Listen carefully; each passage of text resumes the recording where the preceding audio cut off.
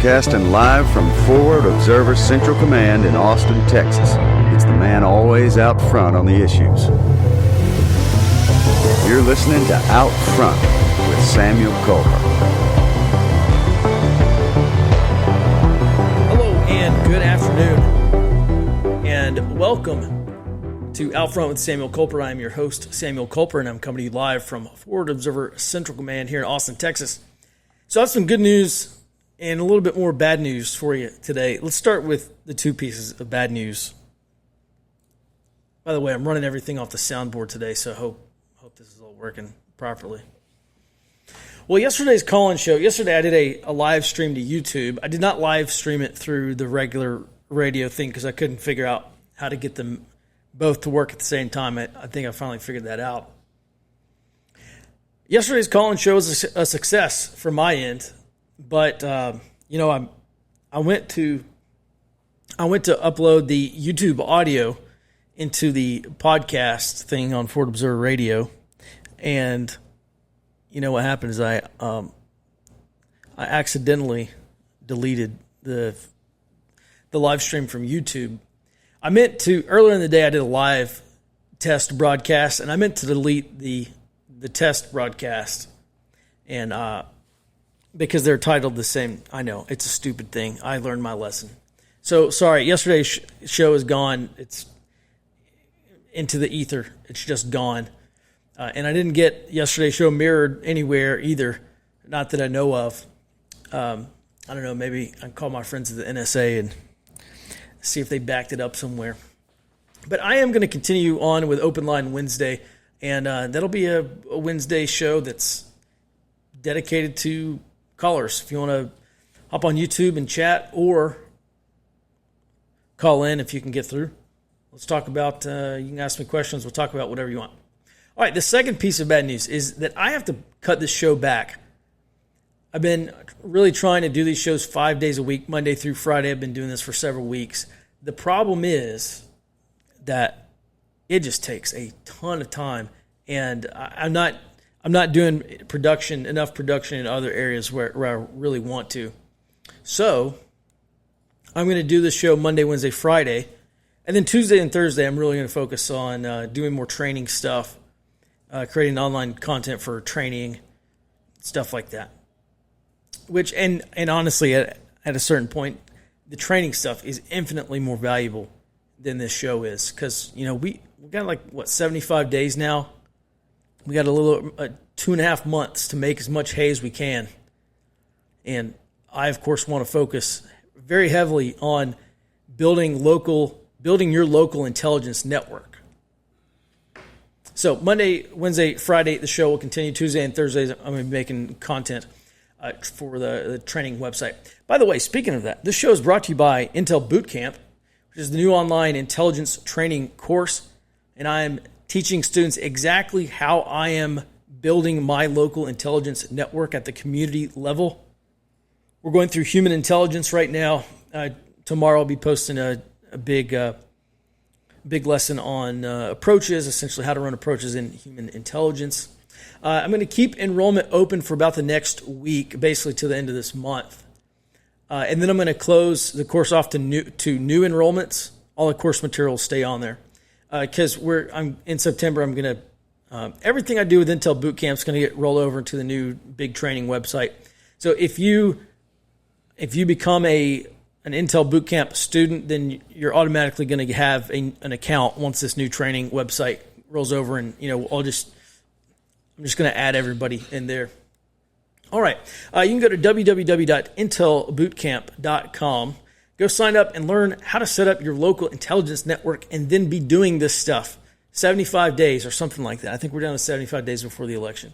And look, that's not to say there won't be time after the election. I'm just saying, look, we have 75 days where of relative calm compared to what's going to happen after the election. Today on today's show, I'm going to be talking about intelligence value. What does it mean?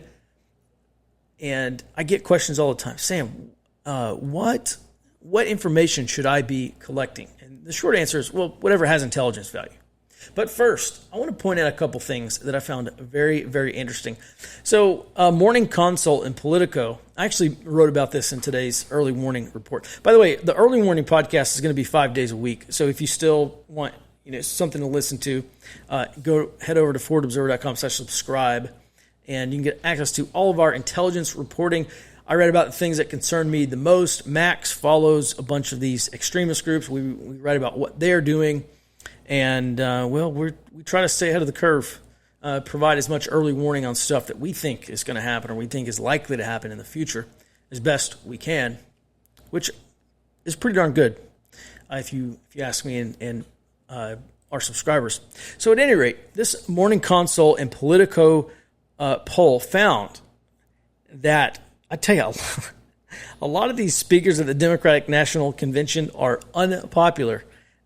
Some of them are fairly unpopular with Democrats, and a lot of them are very unpopular with independents.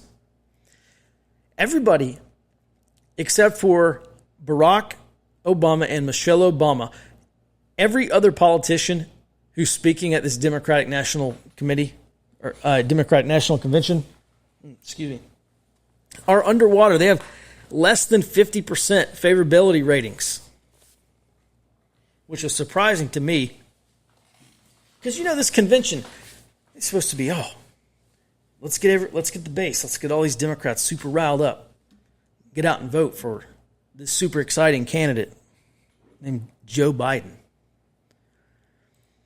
Bernie Sanders, other than the Obamas, Bernie Sanders is the most popular Democratic politician speaking at the DNC, and he 47% of all voters, 47% of all registered voters believe he has a favorable rating of him. Among independents, about 45%. That's the best they've got speaking. Bernie Sanders is more popular among independents than Joe Biden is. Kamala Harris, 42% among all voters, 35% among independents. And the list just goes down from there. It goes down to Chuck Schumer and Amy Klobuchar. Chuck Schumer has 25% favorability among all voters and 20% favorability among independents. Amy Klobuchar has the exact same 20% favorability ratings among independents. You would think that this convention is supposed to get a lot of young people out to vote.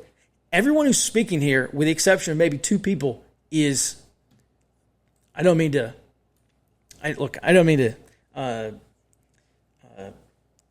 impugn anyone or offend anyone, but look, these Democrats are old.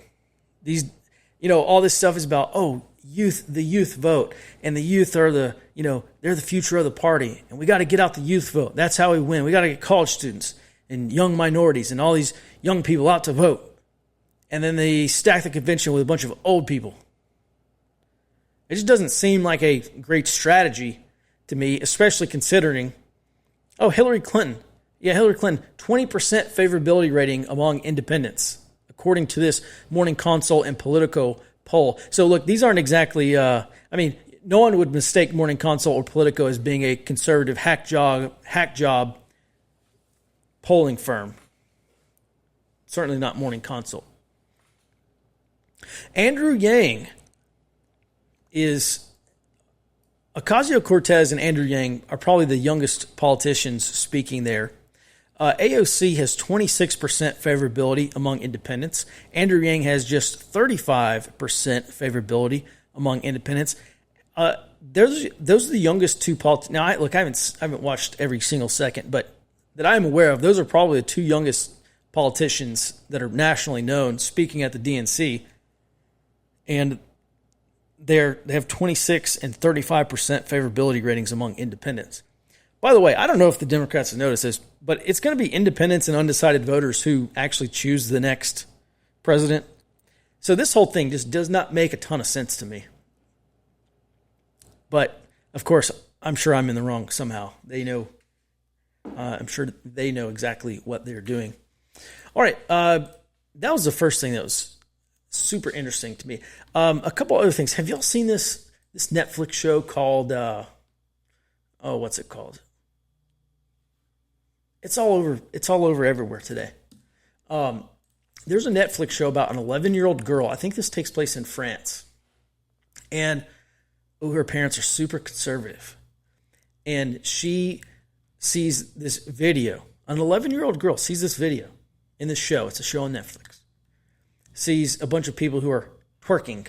And she thinks it's really cool. And she wants to become a twerker as well. She wants to join a twerking dance club. I think it's called Cuties or something like that. It's about a bunch of 11-year-old girls who are twerking. And it's on Netflix. And I don't mean to laugh. It's just, holy cow. I can't believe the absolutely ridiculous stuff that they're putting on Netflix. So those are the first couple of things that were just on my list of stuff to talk about today. Let's get into intelligence value for the rest of the show. What is intelligence value? Well, look, intelligence really needs to be 5 things. It needs to be It needs to be timely. We need if it's real-time intelligence, it needs to be now. It's got to be timely if we're going into the Argandab Valley, or let's just say it's post SHTF or during some disaster event. And I'm leaving Austin. And I say, all right, we're leaving Austin in 1 hour. And we pull out our maps and we jump on some tools where we can check out maybe some real-time traffic and all this stuff. And we're leaving. And then we get stuck in a bunch of traffic. And then 3 hours later, we come to find out, oh, hey, this other highway over here was clean as a whistle. We could have gone this very circuitous route and not get stuck in traffic.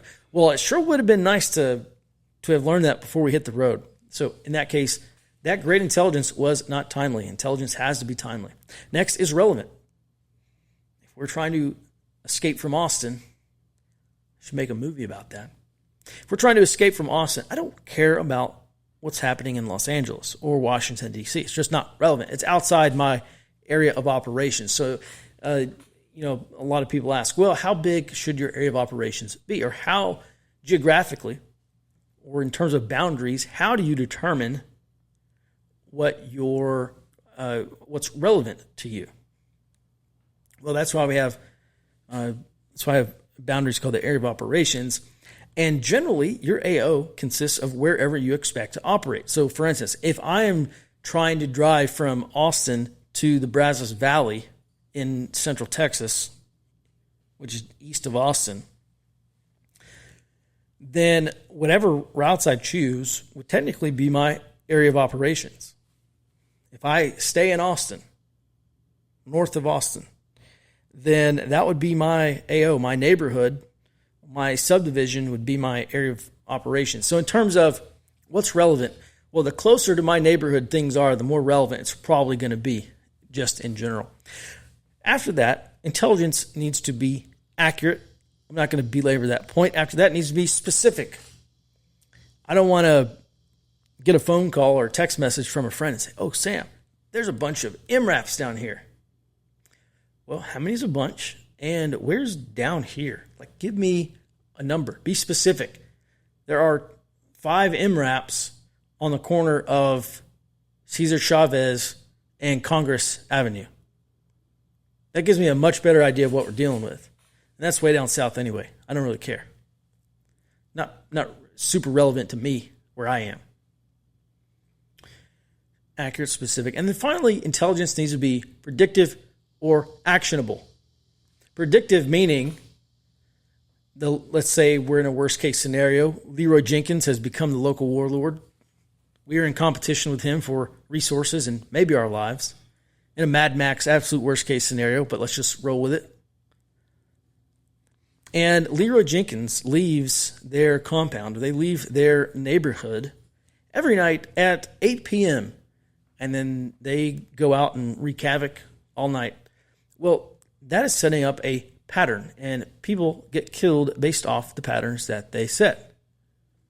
So if I know that Leroy Jenkins' gang is rolling out of their hood at 8 p.m., then I can generate some predictive intelligence and say, I don't want to predict anything, but we could say, hey, look, for the past 2 weeks or the past 3 nights, Leroy Jenkins' gang has rolled out of their area at 8 p.m. There's a very good chance that on Thursday night they roll out of their area again at or around 8 p.m. 8 p.m.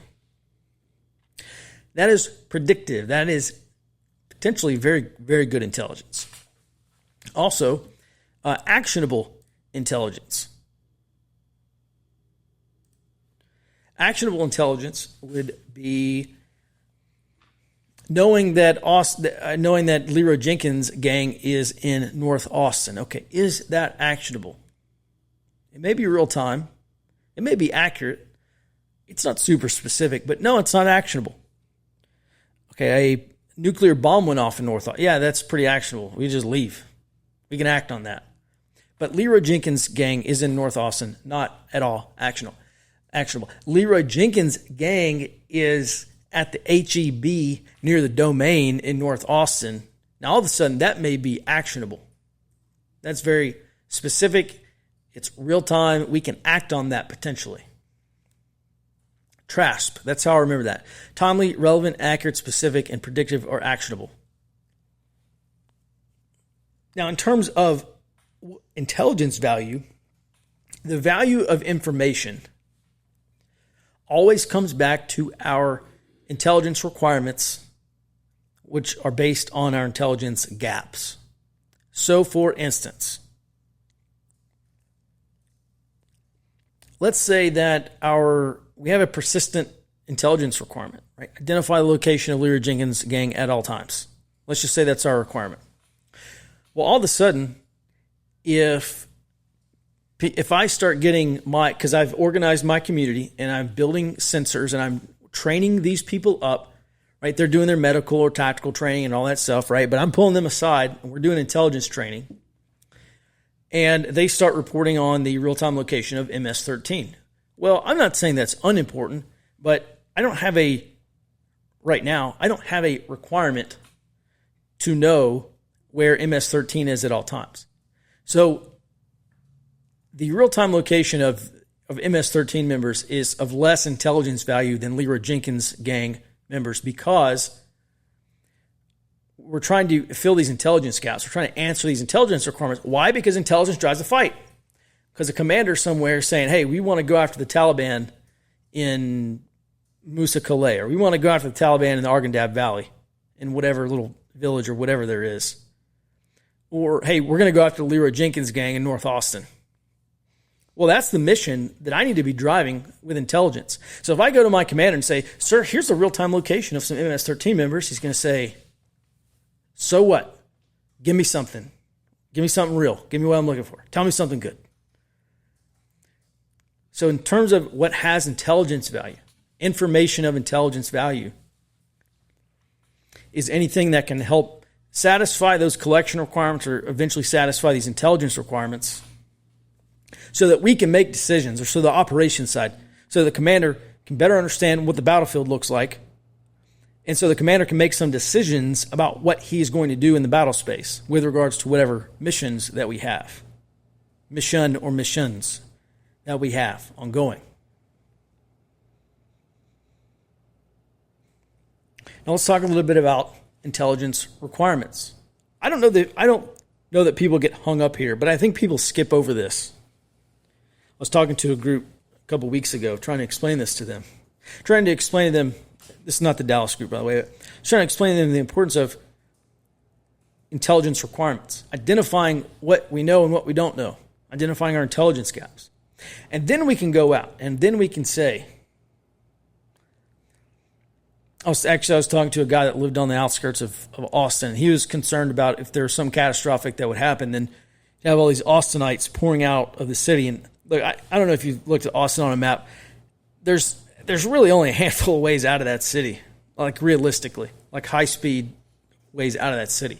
That's why that has such awful traffic. You got a city that's built for about 500,000 people, and about 900,000 people live in the general area, in the metro area. So at any rate,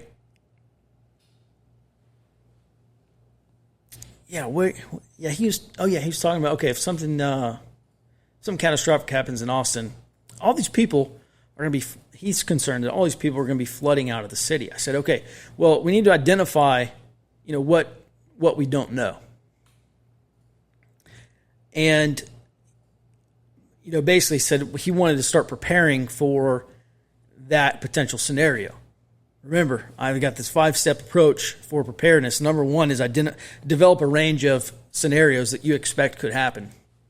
Rank them most likely to least likely.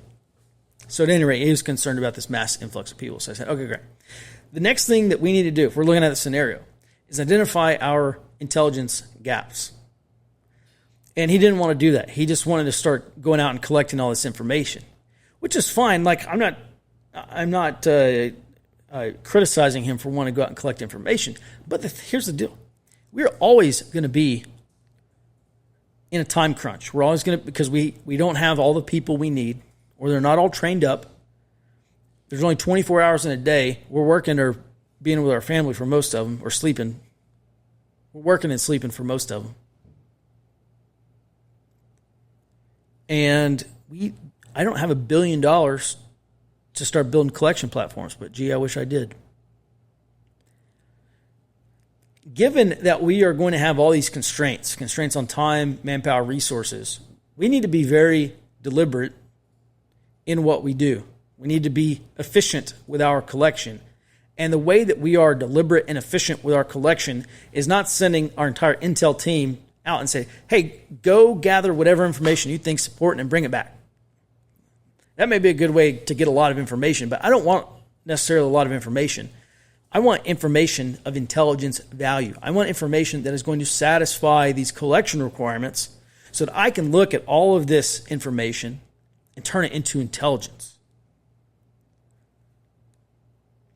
So the best piece of advice that I can give you is, we look at the intelligence cycle. Don't skip over phase 1, which is planning, direction, and requirements. Identify what you don't know. Identify what you need to know. And now once we've identified exactly what we need to collect, now we can task that out to people who can go collect it. And this is the advantage of building an intelligence network. This is, I spent like a long time telling everybody, hey, you got to do an area study. You got to do an area study. That's the very first thing you got to do. Because what's step number 1 of my 5-step preparedness plan? Identify a range of potential scenarios that you think are likely. Well, we can craft our area study around those scenarios. That tells us exactly what we need to be preparing for. We do an area study. We say, oh, I didn't realize that this place was over here. Oh, I didn't realize that I might have this problem if the power cuts out, or if there's some kind of grid down scenario. I didn't realize these people lived near me, or I didn't realize this facility was over here. Okay, well, great. Let's put that into what we're trying to prepare for. What's that thing, that Mickey Mouse meme? Something that could be important for later. I don't know. That won't be at all humorous unless you've seen that meme numerous times. But so at any rate, back to the topic of intelligence value. Information that satisfies our requirements has intelligence value. Information that does not satisfy our intelligence requirements may be of zero value. It certainly is of less intelligence value than information that does satisfy those requirements. So one thing I want to do, if you've done your area study, if you know what you should be preparing for, if you really understand pretty well the area threats, and look, I don't have a crystal ball. No one can look into a crystal ball and say, hey, look, this is exactly what my area is going to look like during an SHTF event when the shit hits the fan. But we can look at things and say, this scenario looks pretty darn likely, or, there's a pretty good chance that we're going to run into this particular problem in the future during some emergency. And now we know what to prepare for. So now that you've done your area study and you know what to prepare for, and you're building your intelligence network, this is the huge advantage of having an intelligence network, is that when you identify what needs to be collected so that we can make better decisions about our security or preparedness, we've got people.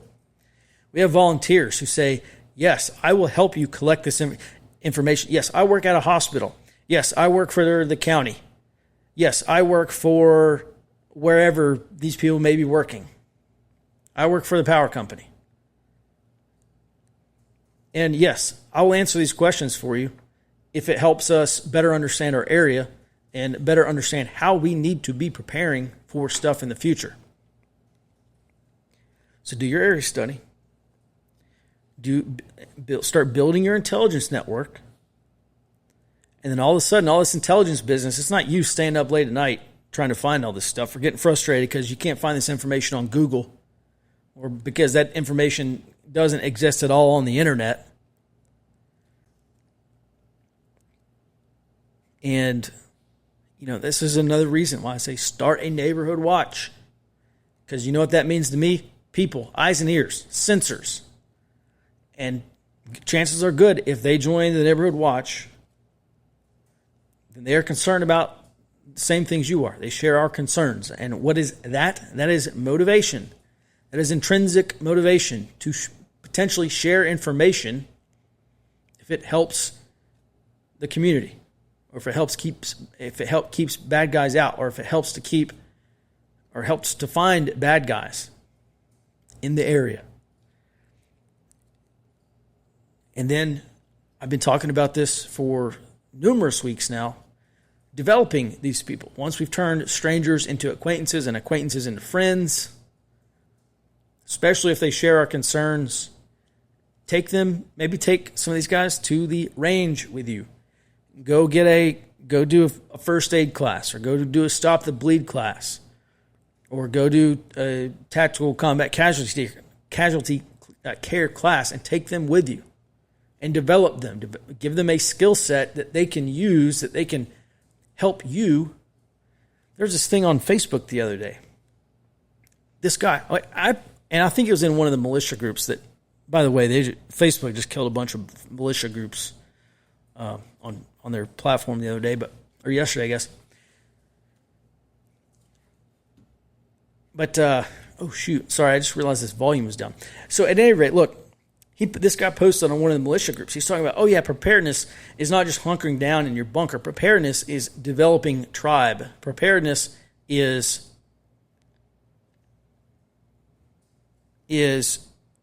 building a community and training people in your community. And I thought, holy cow, this guy gets it. He must have been listening to my podcast for a while. I don't think he was.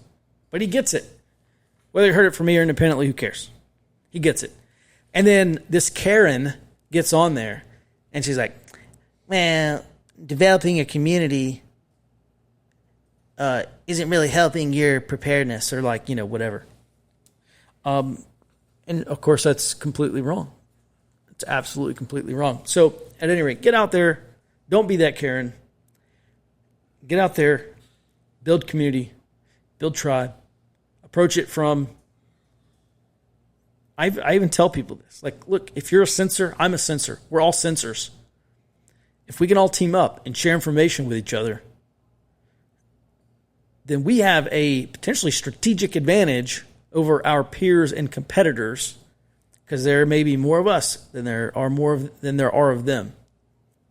Right? Look, it's like here. This is a great real world scenario. I talk about this.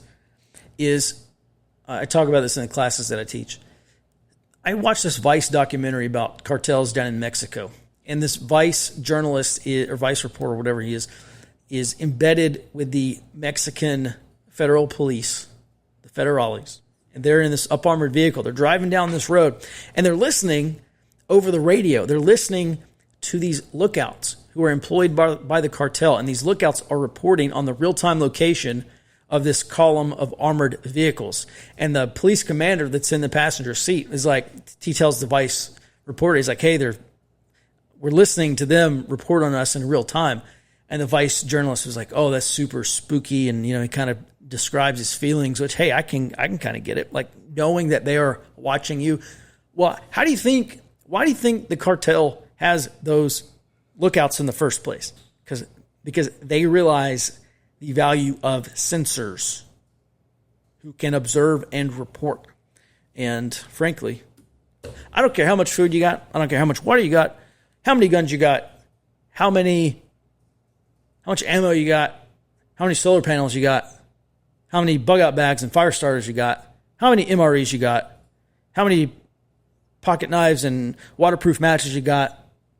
If you don't have people who understand that they are sensors and who understand that they have a role to play in this area intelligence network, good luck, buddy. Good luck. And I really mean that. Good luck.